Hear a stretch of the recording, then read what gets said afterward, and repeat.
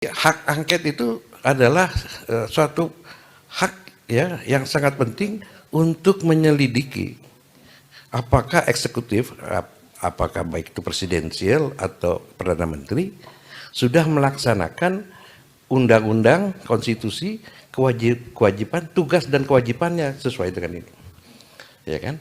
Kalau dia tidak sudah menyatakan berdasarkan penyidikan ya, investigasi ya itu terbukti ya pemerintah melanggar itu bisa macam-macam sanksinya, bisa menegur, merubah, dan termasuk kalau di dalam sistem presidensial itu memberhentikan pemakzulan. Menurut tata tertib yang dilakukan DPR, anggota DPR atau tim angket itu, panitia angket itu bisa memanggil siapapun, termasuk presiden, tentu dengan ada prosedurnya dan ada sanksinya kalau tidak ini kan ya, sanksi pidana, bahkan bukan pidana dalam arti dia bisa dikurung, dipanggil sudah patut ya 2 kali 3 kali itu bisa dengan upaya paksa dan bisa dikurung ya menurut tata tertib yang dilakukan DPR.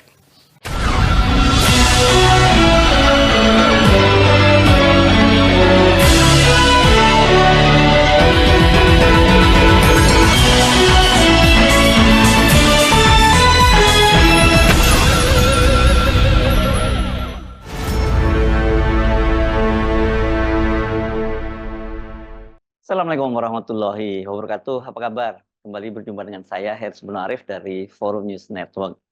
Kalau Anda memperhatikan pemberitaan di berbagai media, terutama media online, itu pasti Anda akan menemukan sebuah fakta.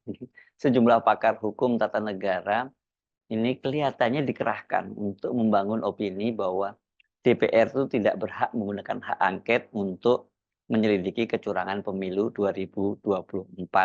Di sejumlah media bermunculan berbagai opini dari pakar hukum, baik mereka yang tergabung dalam koalisi paslon 02 maupun yang tidak gitu, yang bernada negatif dan menegasikan hak angket bila itu dikaitkan dengan kecurangan pemilu. Sebab menurut mereka, ya jalurnya kalau berkaitan dengan sengketa hasil pemilu itu dibawa saja ke Mahkamah Konstitusi. Dari situ kita bisa mencium ada kepanikan dan kekhawatiran dari rezim Jokowi bila sampai hak angket bergulir dan kemudian dibentuk Pansus Kecurangan Pemilu 2024.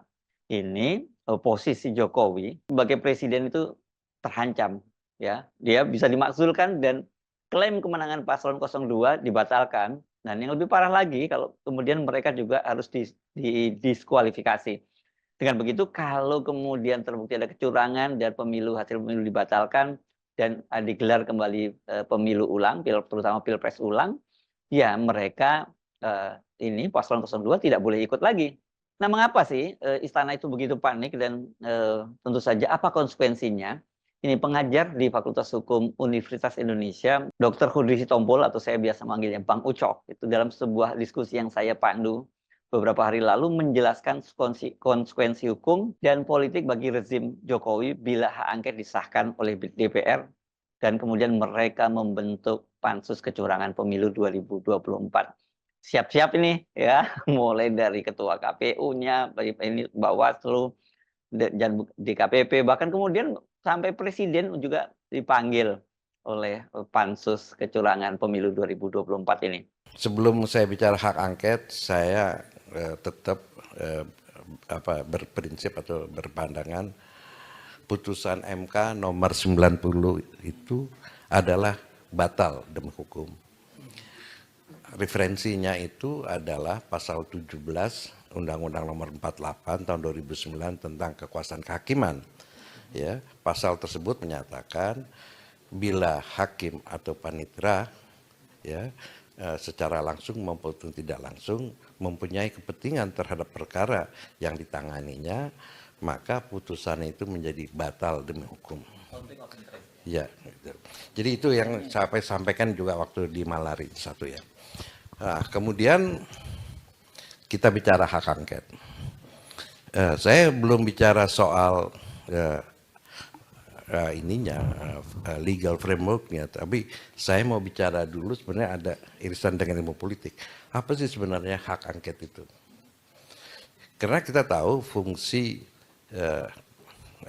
DPR ya di dalam sistem pemerintahan atau bukan pemerintahan, sistem ketatanegaraan di dalam yang demokratis ya, dan yang menganut prinsip pemisahan dan pemisahan kekuasaan ya, teorinya Montesquieu itu, maka DPR parlemen itu dia mempunyai hak mengawasi dan kontrol. Hak mengawasi dan hak kontrol itu salah satu yang dimiliki parlemen itu adalah hak angket. Di selain hak-hak bertanya ya itu seperti interpelasi dan macam-macam. Nah, hak angket ini sebenarnya adalah senjata yang sangat penting ya, sangat bagi parlemen. Nah, ya, kalau di dalam sistem pemerintahan parlementer, apabila ada hak angket, yaitu sebenarnya ujung daripada mosi tidak percaya. Ya, kita tahu dalam sistem parlementer, apabila salah satu members yang mendukung, satu member aja, ya, yang mendukung Perdana Menteri itu menjadi koalisi maksudnya ya? Enggak, iya koalisi. Jadi ya, koalisi yang kan di dalam sistem parlementer, Perdana Menteri itu dipilih berdasarkan suara di parlemen. Ya mereka membentuk koalisi ya.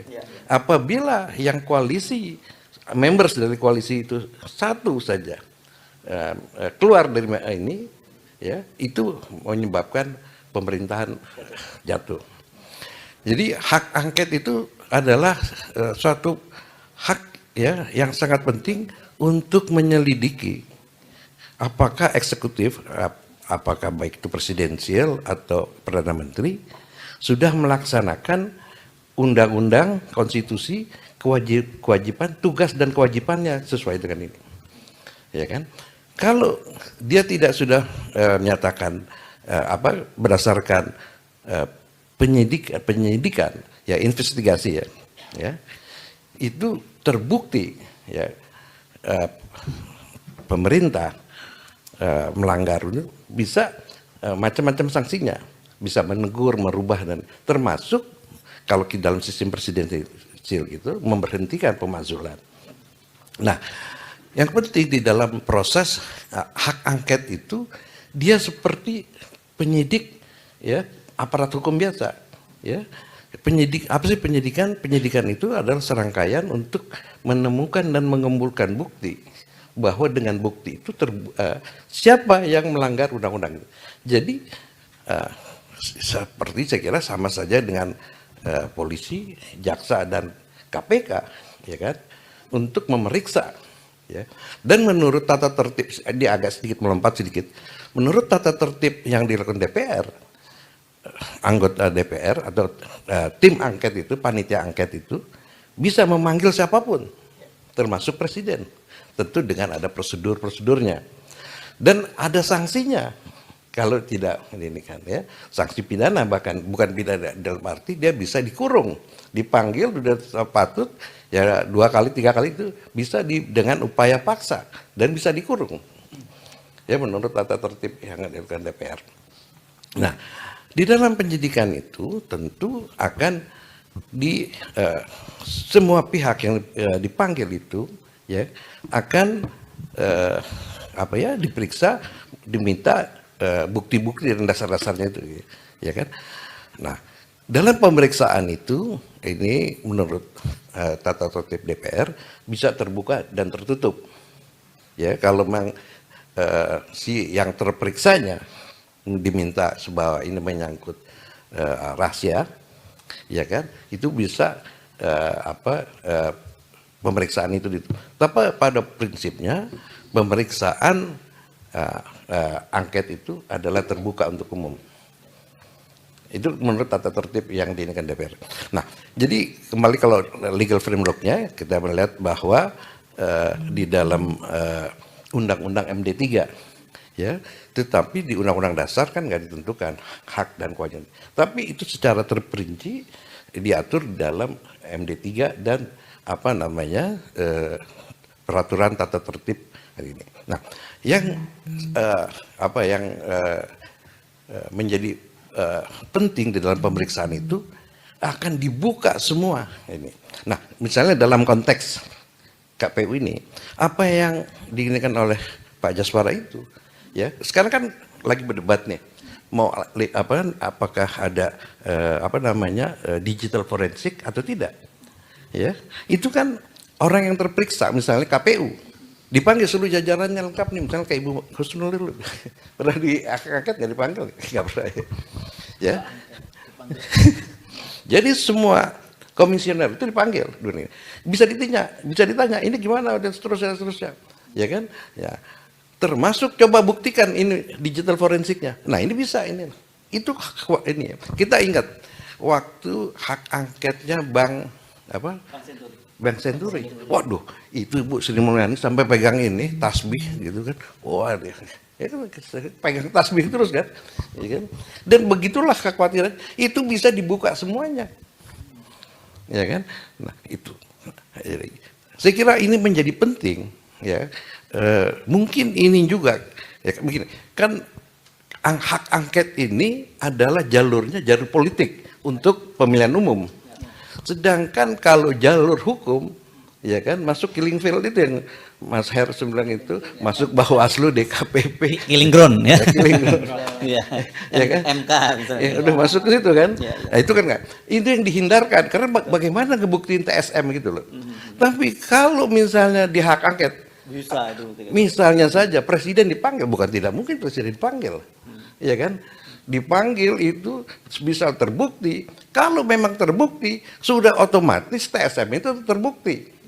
Karena pasti terstruktur presiden yang merintahin struktur dari bawah gitu. Sistematis pasti ada pola-pola kritikan. Masih ada pasti di seluruh Indonesia ini gitu. Jadi menurut perkiraan saya ya bahwa hak angket ini bukannya untuk gertak-gertak aja gitu loh. Ya, tapi ini untuk mengumpulkan bukti ya untuk di Mahkamah Konstitusi.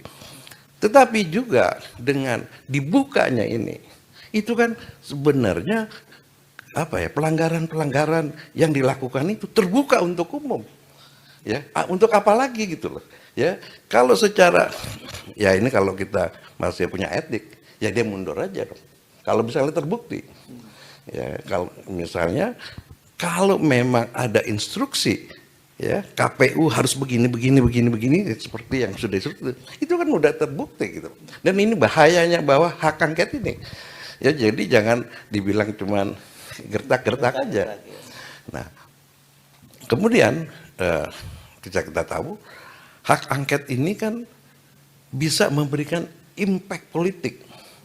Jangankanlah sampai putusan. Kan ada yang bilang tidak mungkin bisa ada putusan hak angket. Tapi katakanlah kalau terbentuknya panitia angket, saya yakin pasti terbentuk. Pasti, karena syaratnya udah ini. Dengan dibentuknya panitia angket, maka terbukalah dipanggil, mulai dari kecil dulu. Ya, misalnya ketua KPU-nya dulu kan dipanggil, gitu kan merembet. Ya ke sana, oh menurut keterangan kemana? Merembet itu kan. Itu baru soal KPU, soal bansos. Menteri Keuangan akan ditanya, di dalam anggaran DPR, ini posnya Kementerian Sosial. Kok bisa ke sana kemari? Nah, presiden itu menurut pasal 4 Undang-Undang Dasar, dia mempunyai kewenangan pemerintahan. Tetapi kewenangan pemerintahan itu kan ada aturannya. Bukan semau-maunya aja presiden bisa minta itu, ya kan? Nah, kalau misalnya Menteri Keuangannya ya, mencairkan, menyalurkan tidak sesuai dengan aturan, ditanya, kenapa? Pasti ada yang merintah. Ya kan? Nah ini satu potensial lagi ya dari pencairan. Nah pencairannya itu kemana rekeningnya? Apakah ke rekening ke satu kementerian atau langsung kepada pemasok vendor? Dan apakah vendor itu dilakukan tender, bidding? Kalau kami, nah kabarnya ya nanti saya kena ini ya undang-undang berita bohong ya. Tapi ini kabarnya ya. Kalau kabarnya menurut wartawan nggak apa-apa kan? Kabarnya Tidak memastikan kan? Konon kelangkaan, konon kabarnya. Ya, sepanjang sepengetahuan saya. Ya kan gitu katanya. Kalau sepanjang pengetahuan saya. yang manggil-manggil akan dipanggil duluan. Jadi abang tenang aja, terus aja. Kelangkaan beras sekarang itu disebabkan untuk bansos. Beras yang di Bulog itu diambilin. Katanya, ya mesti nah disitulah dibuktikan. Ini berasnya dari mana? Siapa vendornya? Berapa? Dan kalau itu kan kalau aliran uang pasti ketahuan kan? Nggak mungkin Menteri Keuangan kasih cash. Itu pasti. Jadi ini semua kebongkar. Ya, jadi kira saya lah sebagai masyarakat, sebagai warga negara, ya itu sih sangat setuju kepada hak angket. Kita buat apa? Ini kita udah tahu kok, ya. Buat apa ke Mahkamah Konstitusi? Semua hakimnya udah, itu bukan satu aja loh.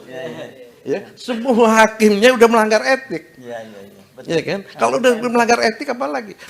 Nah, sedangkan KPU-nya 2 kali. Ya kan? Terus ada lagi satunya yang nggak enak lah, masalah yang kurang enak lah.